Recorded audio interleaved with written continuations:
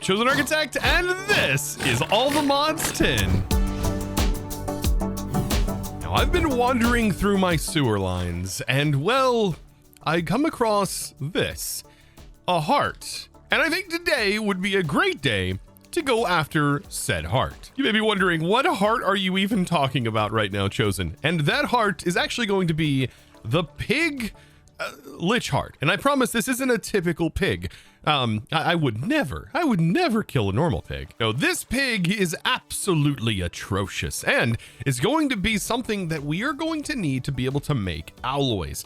And why would I need alloys? Well, you see this structure right here that is AE. This right here, I want to upgrade and I want to get into advanced AE. But advanced AE is going to cost some stuff. Lava specifically, and I do not have an unlimited supply of it just yet. Well, until after today, potentially. Now you see, there's a thing that was added to the pack that I believe is an extension to extended AE that was added through scripting. And right here, we see an ME infinite lava cell. But all of these infinite cells, and there are a bunch of them, you can see right here, we have all of these different things, infinite dirt, cobble, and all kinds of other stuff, right? These are kind of cool because all we need to be able to start obtaining some of these is, well, a lot of resources. Now, 6 times netherrack is a lot, but I will say that the blazing crystal amount is actually doable. Like, we could totally do this in a reasonable amount of time, I do believe. However, this is going to grant us infinite lava, which is far, far more powerful than, in my opinion, getting any of these other resources. Now, to do this, we are going to need the alloys, and this will be our introduction into all the modium unobtainium alloy, vibranium unobtainium alloy, and all the modium vibranium alloys. Yeah, they're kind of a mouthful. Now, getting each of these requires these beautiful things called Piglich hearts, so you can definitely see the reference to the heart here, and each one of them requires their own progression to get, which is not too bad. This one requiring soul lava, which is why we ended up setting up the soul B, and pink slime. Thankfully, we've gotten ourselves a dissolution chamber. So now you can start to see all of the puzzle pieces falling into place. And here's the one for power, right? Which also requires a 1x compressed nitro block, and which you need nether star automated. So we've gotten all that done. And we've also automated all the modium and vibranium and unobtainium. So the only thing left to do is figure out how we can take out this Piglich and actually do it by hand, because I do want to automate this, right? But these Pigliches, they come with a high price, and that is a huge, and I mean huge, health pool. Now, to get these Pigliches, we are going to need to go to the pyramids that are inside of the other dimension. And the best way to move around the other is to make sure we have potion filter cards or some way of granting ourselves invisibility. It's going to make life a whole lot easier on us. So, to do this, I actually want to create these and make them toggleable. And believe it or not, they can be controlled with redstone. So I think this would be a cool idea, and I've been thinking about this for a while, to link this, like this right here, for example. We've linked it. I've renamed this toggle to be night vision. And that way I can put a night vision card in here, and I can toggle the night vision on and off. I think this is a fantastic idea, right? Because right now I have night vision, but if I don't want it, I can hit this button, and whenever you send this a redstone signal, it will actually shut off the potion effect. So yes, with this, we can now create toggleable effects. And yes, it does take a little bit of time for the effect to wear off, but it will wear off. You can see the night vision is slowly but surely running out of time. I think it gives you like 30 seconds of it. But yes, this will give me a way to toggle it on and off. Look at this. I love the little redstone pin mod. It actually makes this fantastic. You can see it's now gone off. So anytime I want to turn this back on, I just need to pull out my night vision card and just toggle it on, and same for true invis. And here we go. We can put this inside now, and I will become invisible. Well, until I don't want to anymore. Now, in the other dimension, this is the structure we're looking for. This is called a pyramid, and these right here are the elusive Pigliches that we're after. And there's a ton of them over here. You'll notice it's pretty loud, right? But if I go ahead and use or check their health, right? They have a ton of health. They have 10,000 health, or 999, or 9,999. And if I was to attack this one, for example, this one right here, it's not going to really change too much. And it was going to take a very long time to actually get their health down. Now, a couple of things I think we can do is we can use like just dire things, right?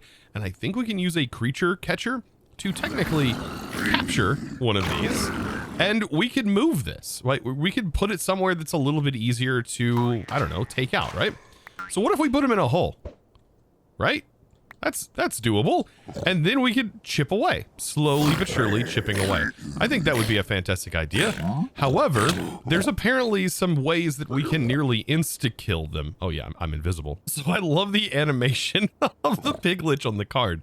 It's actually, it's hilarious. I love that. It looks like some other ways you could spawn them in and pick them up is by using a mob imprisonment tool as well, which honestly, a little bit easier actually. Now, one way that you could definitely farm them is by just summoning them in, right? But I'm almost positive the Crusher can take this mob out. Now, summoning this mob with this much health from Industrial Foregoing, I'm almost positive is not a thing you can do, but just due to experience limitations. But I think you can swab this thing and spawn it in. Now, I definitely want to get a Hostile Neural Networks card for this. It's going to cost 16,000 RF per tick to run, but it's going to be so worth it. Now, if you wanted just the hearts to be able to take it out, well, that should be fairly easy to do, actually, by using like a Mob Crusher, for example.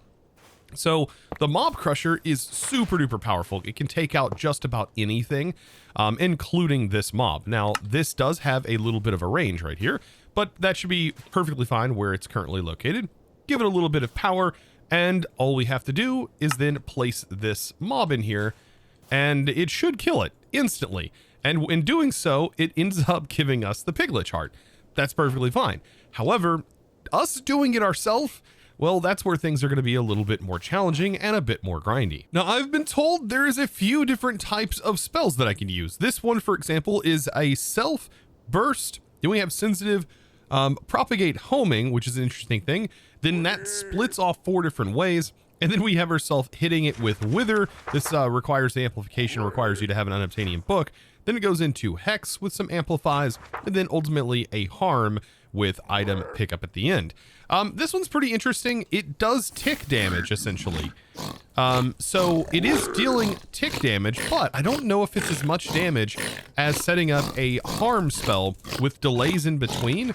This is dealing about 250 damage each time I use this.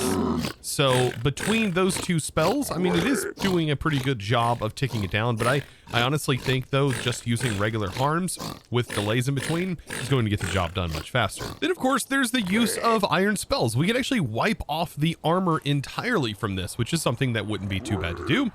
And then, if I didn't want to actually farm it with hostile neural networks, which I do want to do, I could use a Drigme to easily farm this thing. If you've not seen a Drigme farm, it is kind of cool, but does require a little bit of space and source infrastructure set up. It also works much better when you have multiple things being farmed by it, not just one. Now, I would also assume that this would be a really fast way to just get the mob's health down. And we can actually look and watch and control this with a lever. So, if I go ahead and spawn this guy in, he's going to stand on top of a mob masher, and I have myself some sharpnesses on here, and we can just watch this guy take damage over time. And whenever it gets down to a reasonable amount, I can just shut it off. That way we can hopefully be able to kill it ourselves. Now, the nice part about this setup is we can actually do all 6 at one time. And so all 6 of these guys in here at once looks absolutely hilarious and is very loud, but we notice it is chipping away at their health quite quickly. So now when they start to get below 1,000 health, that's when I probably want to go ahead and turn this off. That way I don't accidentally end up taking them out that way, because I want to take them out with my R spell. Like I said, that spell is really, really powerful, and it does deal quite a bit of damage. I'll just spam that, making sure I'm hitting all of them. It's going to deal about 250 damage once it finishes its full damage cycle. And there it goes. So we've gotten ourselves our first kill, and we can see we have a few more remaining. And yeah, it's actually not too bad to do it this way. Here it is, our last Piglich. Voila. Down it goes. Now, just for laughs, I wanted to see, can this actually be tick accelerated? Because if we max this out, like, what does it do if it's tick accelerated? No, it doesn't do anything. Okay, it's dealing about the same damage. Yeah, actually, no, it is dealing what appears to be significantly more damage. So yeah, if you got the tick acceleration, do it. It's dealing about 100 damage per damage tick, where here it is only doing about 20 or so. So enough playing around with this Piglich. Let's go ahead and put it inside of here. It's going to start sending some prediction matrices into this and getting those crafted in. All we have to do is link this card just like that, like we've done for all of them. And then everything else is now handled. Okay, so now while I wait for this to sort of build up, I think we should be starting our autocrafting of getting some of the applied energistics side of things done. And also start processing our blaze, because this is going to take a while as well. So our infinite lava cell is going to require a 256 million mega storage component. And at the moment, we actually haven't even produced any of the mega stuff. So this is going to be our kind of introduction into the autocrafting of those things. And so an accumulation processor is used in all of this. We also need matter balls in the production of that. And we need vibrant quartz, which is something that I believe we do have on Autocraft. Yes, if it highlights in blue, we do have it. But yes, it's a lot to do this. Like, it requires a ton of materials, and we're also going to need a ton of skystone. Thankfully, we do have the majority of the things needed here. And then this is going to be sky steel, which thankfully we can produce here, but it does require lava to technically produce it if we are going to use it inside of the crystal assembler, or even to use it inside of here. Thankfully, though, this does grant us quite a bit of sky steel, and I don't think we're going to need as much of this as I'm thinking. Now, at the very start of our playthrough, we ended up making this drawer right here, and I can actually combine this into our main system. And this is going to provide us with a little bit of just constantly generating lava. Like, it's not a lot, but if I need more, I'm almost positive I can tick accelerate this. So if I was to give this a little bit of a speed up, right? Does this generate lava faster? Yeah, it looks like it's going up very quick. So perfect. With a little bit of a lock and a little bit of an addition to our storage drawer network, perfect. We now have lava accessible, and we can start to use that in our patterns. I know this is all about making that one thing. I mean, it's more than this one thing, but still, we'll get to the lava card soon. It will be better than passively producing. We'll never have to worry about it in the future. I've just now got to get to all of the pattern crafting.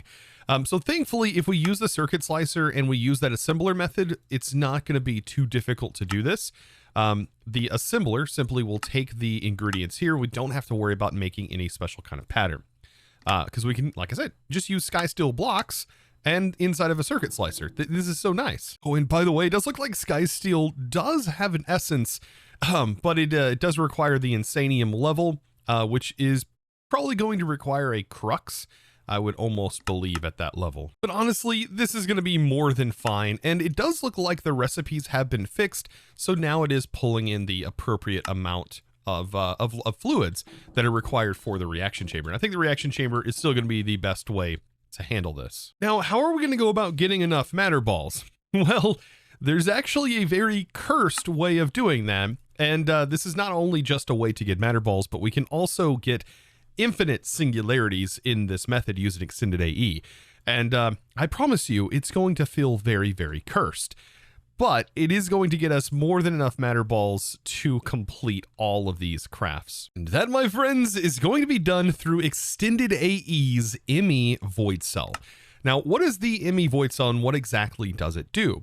Well, it kind of acts as a matter condenser. So up to this point, I've been producing them like so. Like, I've just been kind of casually producing singularities, and I also could produce matter balls this way as well.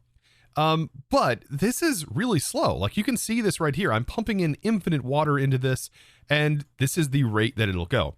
Now, there is a way that we could kind of speed this up. And yes, my friends, to me, this does feel very, very broken. Like, insanely broken, in my opinion. But we are going to need a fiber. So let's grab a fiber. And I've done methods like this before. I just didn't actually have access to something called the ME void cell. This is actually new. So you can still do the same method if you, for example, were using a storage bus on a matter condenser. It'll go pretty fast, but it doesn't go as fast as what you're about to see here. So all we need to be able to get this to work is a ME extended IO port. This is going to make it super fast. And then directly on top of that, or attached to it in some way, we're going to need an ME drive. Now, we do need to make a subnet for that, and I promise subnets are way easier than you might think. We just need to simply attach a cable and then separate that cable, but just provide power. And to do that, you can use a quartz fiber. So now we're not sending data or channel information. Instead, we're just sending power. And that's all this really needs. It just needs power and does need to be on a separate network, just to make sure you don't accidentally start dumping things out of your drives and so on and so forth. So how is this going to work? Well, we need to go ahead and grab our infinite water cell. Thankfully, that is something that is relatively easy to make. And we need a cell workbench. This allows us to actually filter our cells. And you can do this for all of your cells, by the way.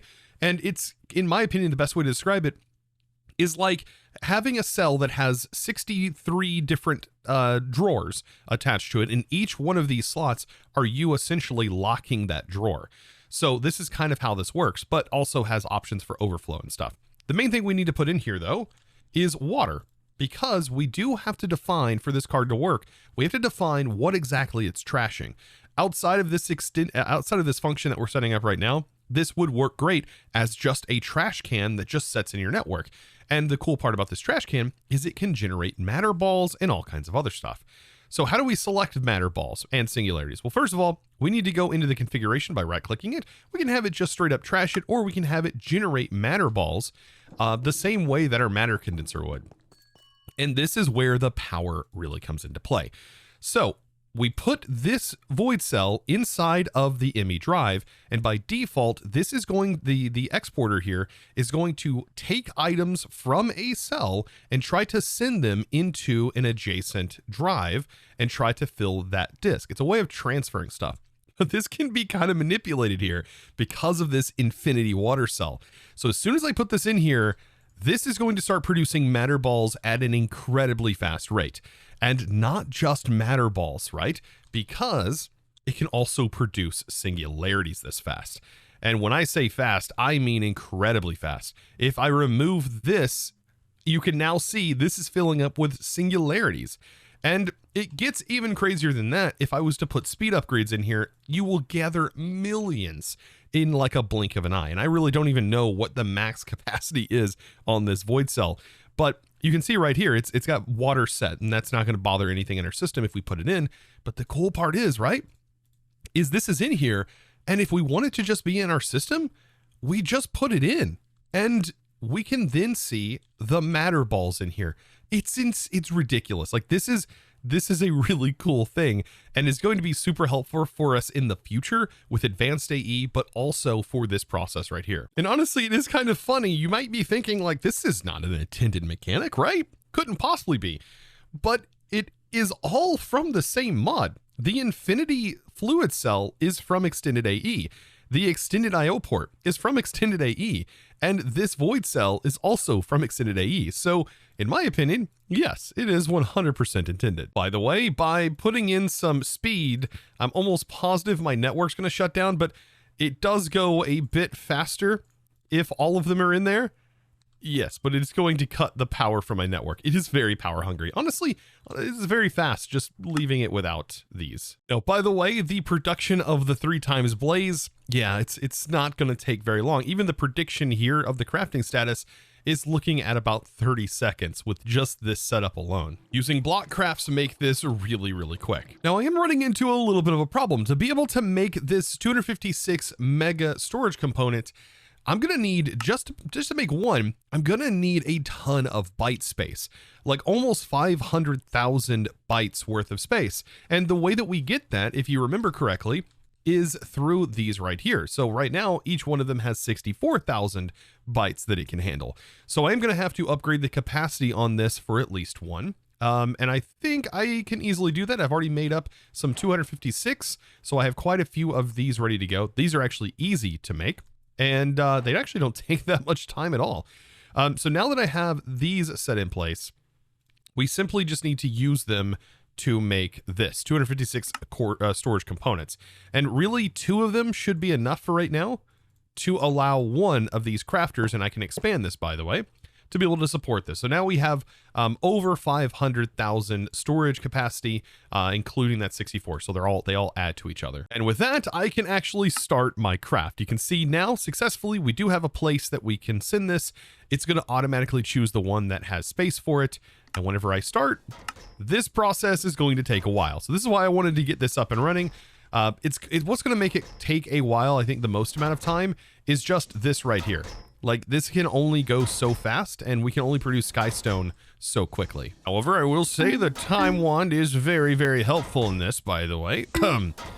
It can cause this to produce very, very quickly. Now, as far as the alloys go, everything is going to be pretty easy to automate, except for the enchanting apparatus. Now, this does require a bit of a autocrafting setup that I do want to work on later on, not in this episode, but we will be doing this by hand for right now to be able to get this infinity cell. But I will come back to the enchanting apparatus automation. It does rely heavily on the way you format your patterns in order to get this to work. But it is not something that is super straightforward, I will say that. The enchanting apparatus does not want to be automated this way. Now, the dissolution chamber, on the other hand, that one is super, super easy. And then we just need pink slime to be produced here. Now, this does produce water as a byproduct, which is something we haven't had to deal with yet. But I do want to make sure that that is canceled out. We actually don't want water showing up as a return. We could return the water back into our AE, and it should void the water technically. But I think for right now, just putting a trash can right here and telling this, hey, push any of the fluid into a trash can, specifically a fluid trash can, would be a good idea. And there we go. That should be fixed. Now the laser IO autocraft, that one's going to be really, really straightforward. Just have these crafted up through our regular crafting means. And then we just need to place it in our pattern provider. And this is why all this automation has been set up. Like, imagine trying to do this all by hand. I could not imagine getting through this mod pack like by hand. Like, that would be absolutely ridiculous. By the way, I'm going to need an extended upgrade here. And I love that I can just craft this up and then just simply right click on here whenever it's done. Oh, this is just too good. Oh yeah, I almost forgot. I can't actually do this autocraft just yet. It is relying on the circuit slicer in order to do that. And well, our circuit slicer is a little bit occupied right now. So I think for right now, I'll just go ahead and remove the charged snowball. Honestly, that's a niche thing that we really don't super need at the moment. But we can go ahead and start our craft for this, right? So let's go ahead and make our new vibranium alloy, right? Vibranium, we'll see the alloy in here. If I start the recipe for one, it's going to do all the prerequisites to be able to get it to this point, do that craft, and then the final thing will be that alloy. This is honestly perfect. Yeah, so good. Now, it will be a good idea down the road to have this basically on its own separate craft. Oh man, this does cost a lot of power as well. But yeah, this will be on its own separate network down the road. That's of course going to be the plan, with its own set of power to be able to get these made, because I'm almost positive we're going to need quite a few of these. And not just in this form, right? Actual block form. Yes, these are typically used in the final crafts for things. For example, yeah, tons of blocks to be able to just make the ATM star down the road. But I tell you what, there's nothing more permanent than our temporary setups, I will say that. While this is being worked up, I kind of want to see the unobtainium one in action. So this is going to send the crafts right into here. This is going to produce pink slime. There's the pink slime being produced. It's sending it individually, just like that. And you can see our water product is actually being trashed. Perfect. And then there's the final craft. Like, that's honestly so easy. So now let's go ahead and make the Aldemodium unobtainium alloy. And so this doesn't have to go in any particular order.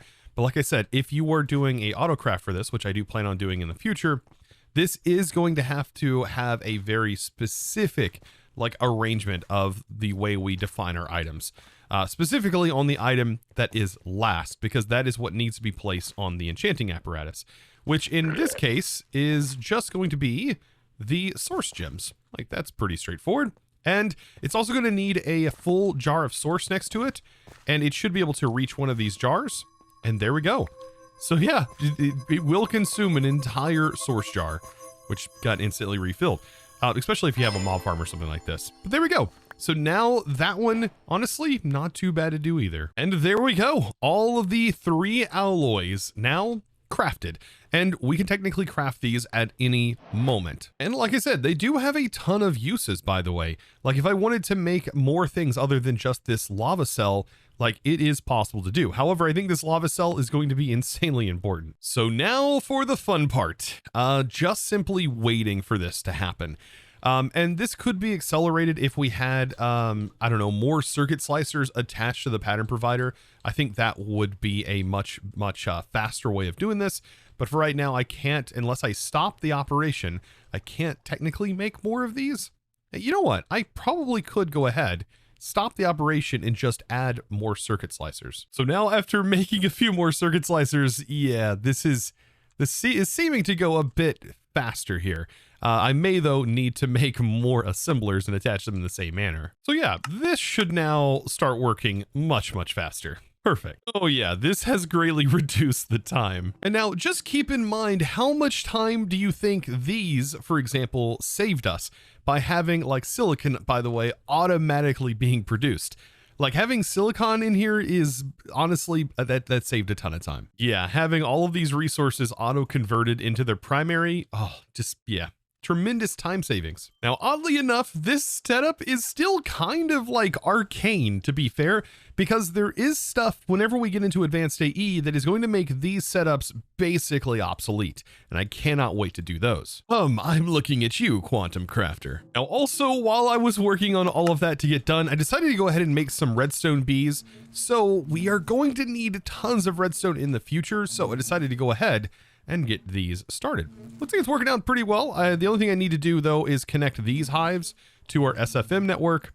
Voila. And now everything should be handled just fine. So now for the fun part. Let me go ahead and grab a couple of buckets of lava, because this is actually what we're gonna need. And we can now craft ourselves the infinity lava cell. And this is actually ridiculous. And since we have that, I might as well go ahead and get rid of this fluid drawer. We're no longer gonna need this fluid drawer laying around.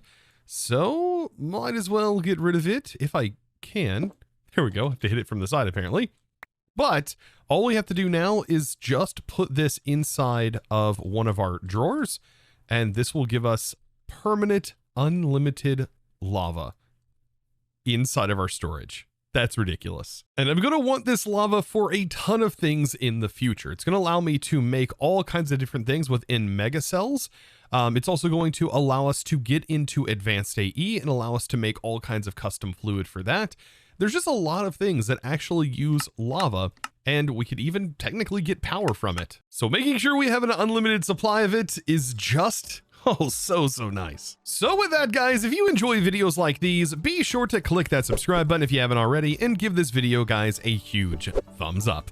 And of course, guys, with that being said, it is now time to thank the amazing supporter of today's episode. And that amazing thanks is going to go out to Lucas. Thank you so much, by the way, for your amazing support and choosing to support me over on the Discord by, of course, becoming a Discord premium member and supporting me in one of the best ways possible. Guys, I look forward to seeing you, of course, in the next episode. And as always, thanks for watching.